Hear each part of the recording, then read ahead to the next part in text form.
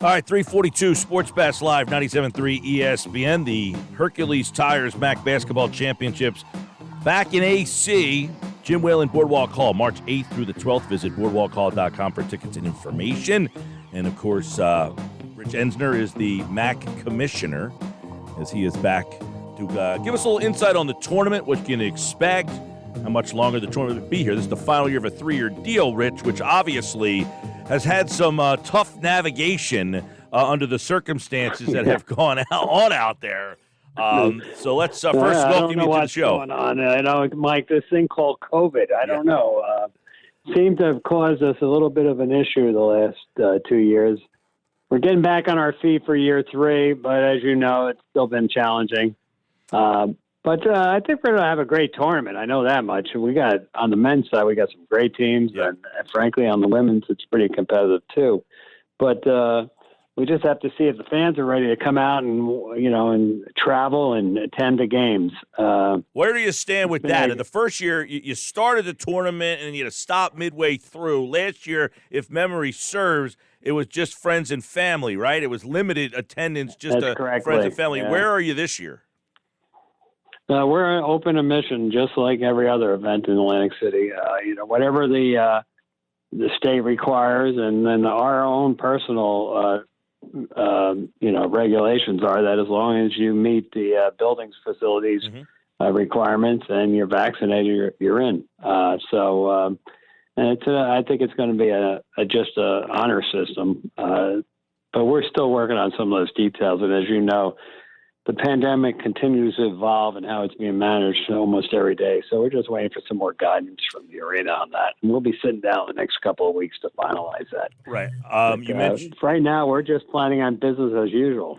You mentioned the conference. Obviously, you've got a very high-profile figure in the conference, and it just happens to be that high-profile coach also has a high-profile team.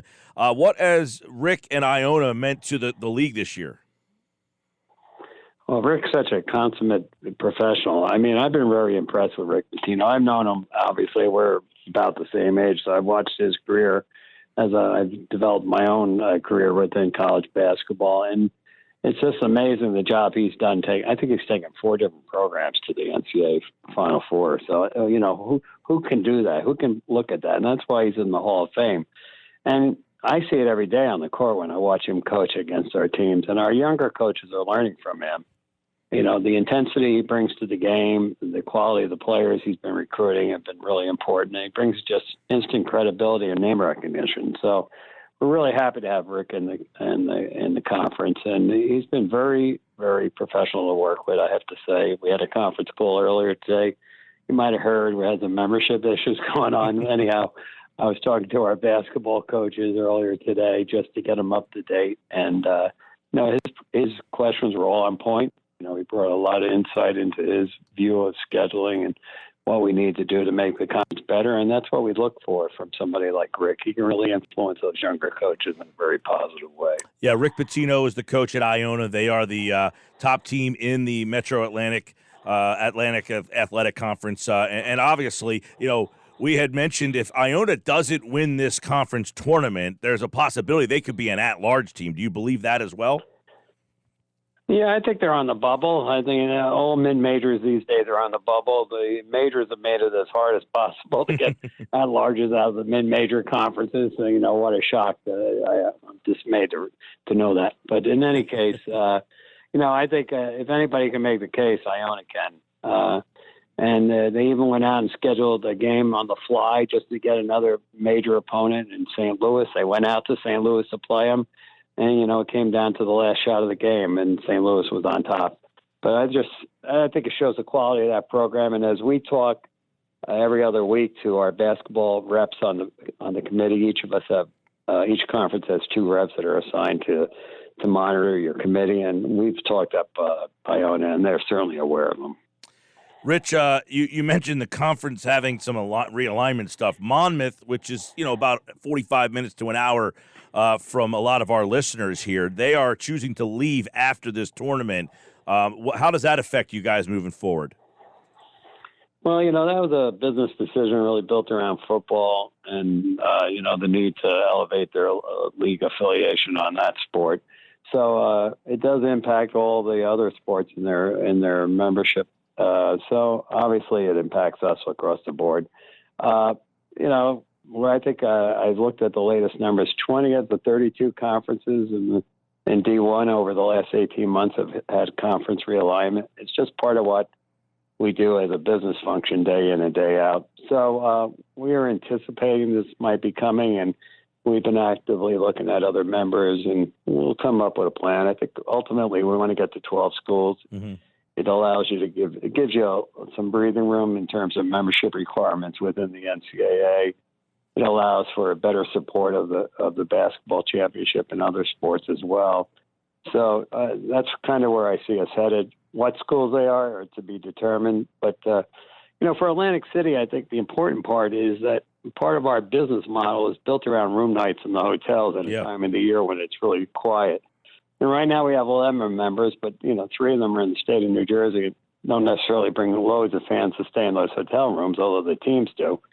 So, the more that we can bring in fans from outside the area, I think that helps the region. And we know the teams are all going to stay there. So as I pitch it to the arena and the CRDA, we talk about room nights and the business we're bringing into the community and all the food and beverage that's being bought and sold. And I am convinced still that eventually the sports gambling aspect for young alumni is going to become more and more attractive reason to come in for the weekend.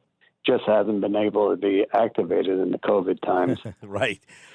So recently, where are you with Atlantic City? Because in October, all signs were positive, and recently it sounded like it was more of a 50-50 future in Philadelphia.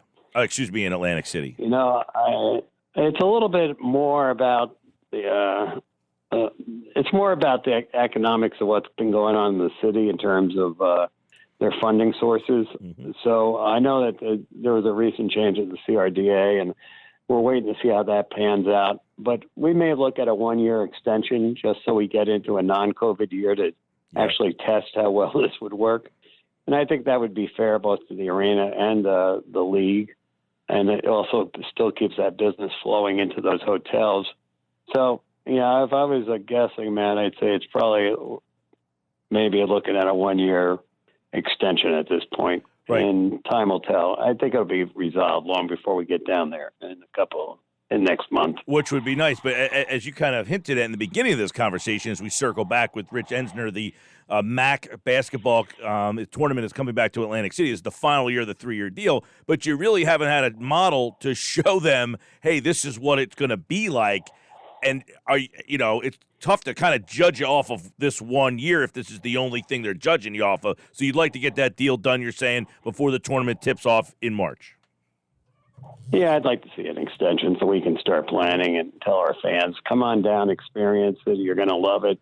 You want to come back next year. It also allows us to go into the marketplace and activate sponsors who don't really want to do it on a 1-year basis and really haven't had anything the last 2 years to build around. Right. So I would say the thing that we brought the last 2 years are the room nights. We delivered on our contractual requirements on all the hotels. The hotels are very happy with us. It's just getting the fans to come in, and that's really been out of our control. No question about that. And, look, we're all hoping that nothing between now and March the 8th happens in this world. We hope we continue on the right path so we can all check out some really high-quality basketball at Jim Whelan Boardwalk Hall. It's March 8th through the 12th. You can go to boardwalkhall.com for tickets and info as the 2022 Hercules Tires MAAC Basketball Championships are back in Atlantic City. And really, this is the first year that the fans of the area are going to get a chance to go in and enjoy this and go check out basketball with the winner heading to the NCAA tournament. Rich, before we roll here, is there anything you'd like to add to our listeners out there about your league and about the tournament? Well, we got some, beyond Iona, we've got some really good basketball this year. Certainly Monmouth has played well. They came off a COVID pause and had 2 losses, but up to then, they had beaten some pretty good teams, including Princeton in state. So I think that's a good storyline. St. Peter's is currently tied for second, so we're going to have 2 Jersey schools definitely in the mix.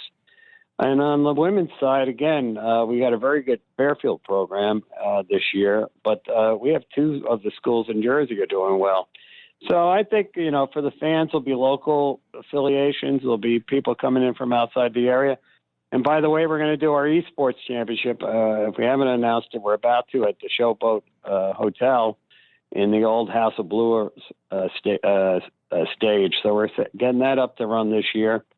And ultimately, we want to get the youth of Atlantic City out. We're still hamstrung not being able to get into the schools to do school visits and activations. But we've got tentative plans to still try to do the Bounce to Arena this year for the kids, as well as, get them in there on some kind of school night, albeit not through the schools or restricting on what they can do these days because of the pandemic.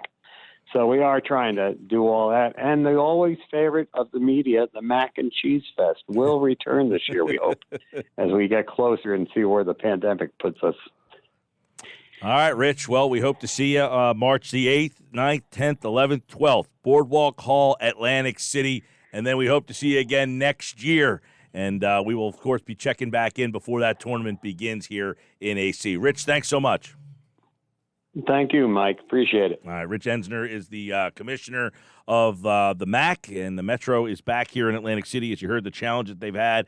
Fans be allowed back in this year, so you can go check out some basketball live at Jim Whelan Boardwalk Hall. And you heard what he said there. He's hoping for a one-year extension on the deal. Right now, they do not have a deal to come back next season. You know how we help that?